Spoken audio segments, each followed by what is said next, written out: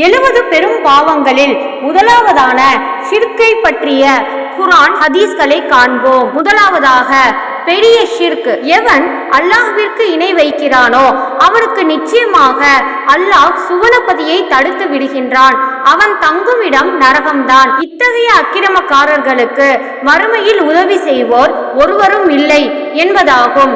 இரண்டாவதாக சிறிய ஷிர்க். எவன் என்னை தவிர்த்து வேறொருவனுக்காக அவன் பாராட்டுவதற்காக நற்செயல் புரிகிறானோ அவன் எனக்கு இணை வைத்தவன் ஆகிறான்.